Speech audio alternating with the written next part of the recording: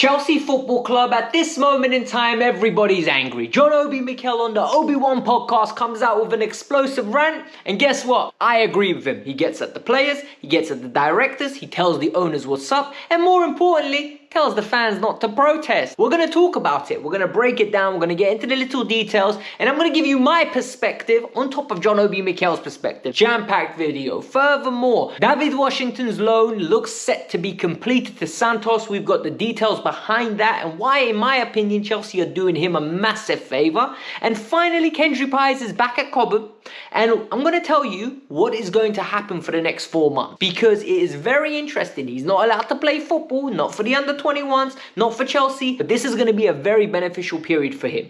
I am your favourite brown envelope. That's what everyone calls me these days. However, I just speak my mind. Just because you don't agree with me doesn't mean I'm a brown envelope. If I was a brown envelope, I would have a studio. Come on, man, let's be serious. So, number one, hit that like button so your favorite brown envelope can go and get more people watching the videos. And more importantly, subscribe to the channel if you're new and you like my humor and you like that I don't take myself too seriously. Let's get started. John Obi Mikel and I don't always agree, right? John Obi Mikel is a footballer that was very good for Chelsea Football Club. I think a lot of people exaggerate his influence on the club. However, he won us the Champions League. He played a pivotal role, and for that, we will always love him.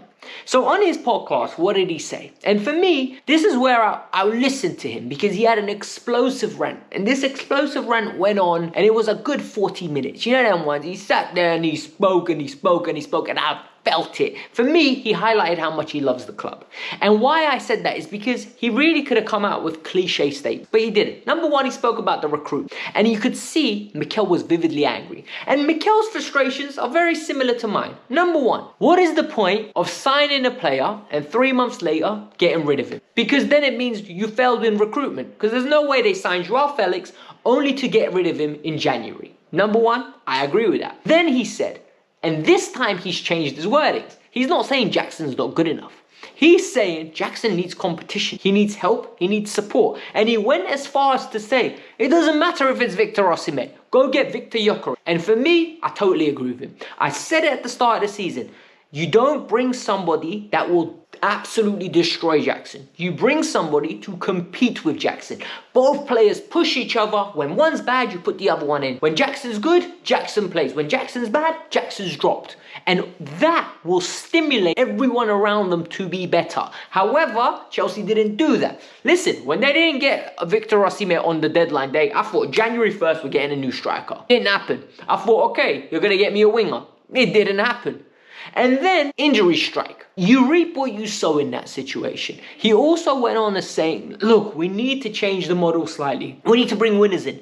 We need to bring in a few winners that are going to raise the squad. Yes, bring young players. However, it's what I said.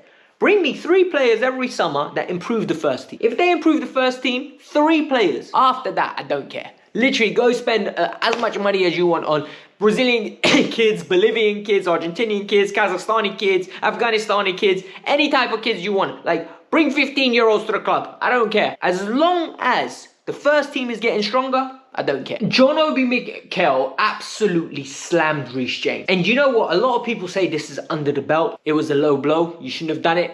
I don't think it was. And I'm going to explain to you what.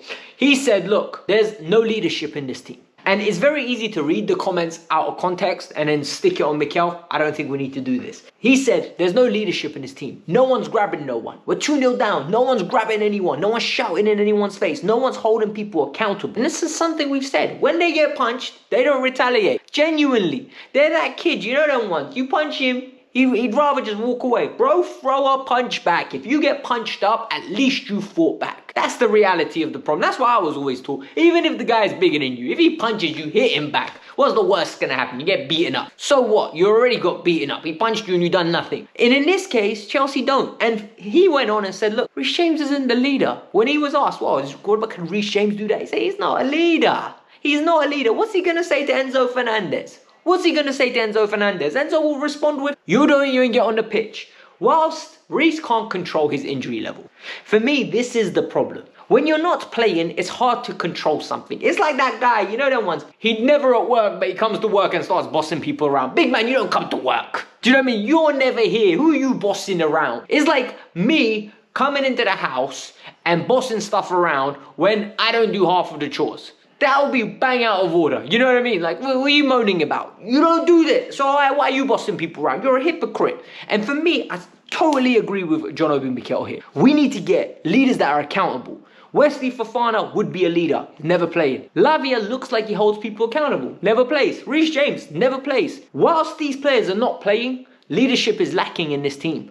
Cole Palmer's throwing his arms around. That's not leadership. That is a player that is frustrated. We need leaders. He also went on and said, look, whilst the directors signed bad players, the players they signed, how about you step up? Neto, 2 goals. I've said this before. Pedro Neto, you're a scammer. You're an absolute scammer. What you've done to me, yeah, you made me look like an absolute idiot here. I loved that player. I thought he was amazing. I still think there's a good player in there because I know what my eyes saw. However, and this is where it gets annoying, because all of a sudden now, Semenyo, I don't want him at Chelsea. Mbuemo, I don't want him at Chelsea. Cunha, I don't want him at Chelsea. Why? Because Pedro Neto ruined it for all you mid-table players. All you mid-table players shining, you can't be playing for Chelsea Football Club because I don't trust you anymore. All of you have been ruined for. I'm dead serious. Like, honestly, I was so sure this guy was his game was going to translate to Chelsea Football Club. It hasn't. And then he spoke about Jadon Sancho. He said, I thought we had the Dortmund Sancho. He was creating chances, he was scoring goals, and he was expressing himself. Now what's he doing? He's doing nothing. He's not putting in challenges. He's the reason the second goal goes in. He's slow, he's soft. And you know what? I am so glad John Obi Mikel on his podcast, the ObiOne podcast, is actively calling this out. Because Chelsea Football Club need this to come from ex-pros. And more importantly, this is the stuff that you need to voice. This is the stuff that frustrates fans. But it is what it is. Mikel went on to talk about the protest. And when Mikel spoke about the protest, I was very keen to listen to him because Mikel shares the same thoughts as me. We need to get behind the team. We do not need to create an environment. This is not the time to protest. Protests are meant to be organized, clear objectives, and concise with the messaging that we're going to get. This isn't it. I don't know what the protest is about. People can send subliminal shots. I don't care. I don't care. Listen, I record videos and I put my opinion out there, meaning you can come and get at me. Because as long as you're respectful, I don't care. When you turn it personal, I just block you. Like, I'm dead serious. If you turn it personal, I'll block you. But Mikel said, you need to back these players. This isn't a time for protest. But he also sent a shot at the owners. And he said, look, we want to win trophies. Not getting Champions League this year is a disaster. This is Chelsea Football Club. We need to make Champions League. Everything I've been saying.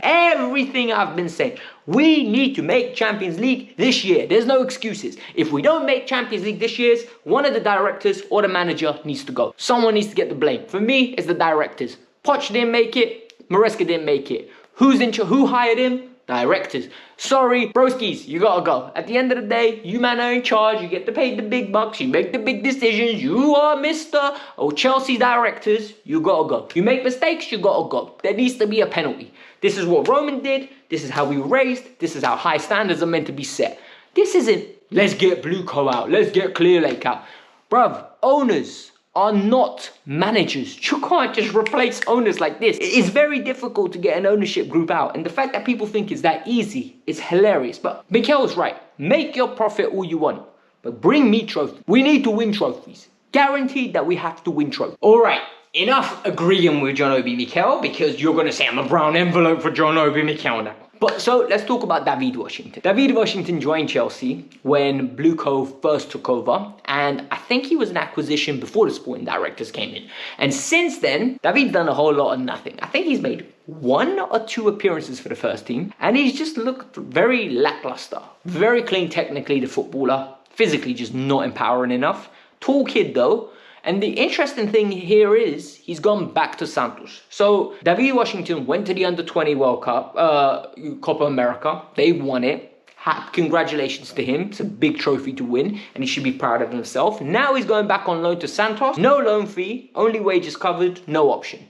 What does this tell me? It tells me, number 1, they're trying to reignite his career because he hasn't played any men's football. Number 2, they're doing him a favor because they messed it up in the past by not having taken a loan fee. And number 3, they're hoping once he starts scoring goals in Brazil, hopefully, there's some demand and desire to develop this kid. I'm not giving up on him. And the reason I'm not giving up on this kid is because I saw Diego Moreira at Chelsea's Youth Academy. He wasn't great. He wasn't shining. Now he's at Strasbourg playing right wing and left back and absolutely shining in the team that's fighting for Europa League, maybe even a Champions League spot. So let's have some real conversations about this situation, right? This kid's going on loan. Fabrizio said he's going to have a medical in the coming days and the deal will be announced back before the 28th of February. That's when the deadline is. So good on him. I hope he develops. I hope he shines. And we need to see him shine. Final stories regarding Kendry Paez. So Kendry Paez, or Paez, I don't know his name. Once the commentator says it, I'll learn it and I'll repeat it and I'll get the accent right. Don't worry. Sorry if I'm butchering your name. Kendry, at this moment in time, is back at Cobham. So he's 17 years old. He can't play for Chelsea until he's 18 years old. And legally, that because he needs to be an adult and have a visa to work in England. Because playing football is working for these men. What a life. Furthermore, this is where it gets interesting. He took a picture at Cobham of his pasta. We know he's there. He's not going to be playing for IDV anymore. And he's going to be staying at Cobham. And some of the positives here is that he's going to be training with the first team. Whilst training with the first team, he's going to get up to date with the pace of the football. He's going to get stronger.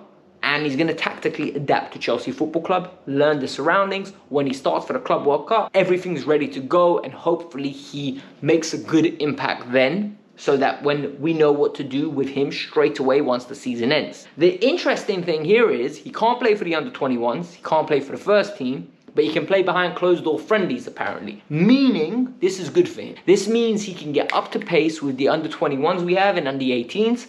And he should be one of the better players there. What I would really want to happen is for him to go there and realize maybe he's physically not strong enough. Maybe he's technically not that great. Give him that little spark for 4 months, you know? Get his pace up, get ready to play. And when the Club World Cup breaks out, we integrate him nice and slowly. The last thing I want to see is we throw this kid into the deep end. This kid starts drowning and everyone calls him a bum. He's 18 years old. He's coming from Ecuador. In my opinion, he shouldn't be ready for the next 2 years. I saw what happened to Vinny. I saw what happened to Rodrigo. I am petrified to see what happens with Estevao because we've bigged him up so much. Personally, I swear, if I was in charge, yeah, Kendry Paez is going on loan to Strasbourg. I am sending him out to Strasbourg for the next 2 years, the way Andre Santos did. And unless he has a season like Santos is having now, that's the only way is 1 year. Otherwise, I need you playing football for 2 years. I need you to get around about 60 games in Liga and then come back and we'll reintegrate you as a new signing. At this moment in time, I just think it's too big of a jump. Ecuadorian League straight to the Premier League. Boy, we are setting this kid up to fail. However, I hope they've got a plan. I hope there's like an integration phase. And it is what it is. Listen, hit that like button, subscribe to the channel. Don't get too upset with me, people. At the end of the day, I report the news. I give you my opinion. You don't have to agree with it. Someone said to me the other day, oh, you're in the 1% minority. You're a brown envelope. Broski, like I said before, if I was a brown envelope, you think I wouldn't have a banging studio? I have no sponsors on this video. I literally sit here and speak about my opinion. So please, let me know your thoughts. Peace out. I'm out. Have a lovely day.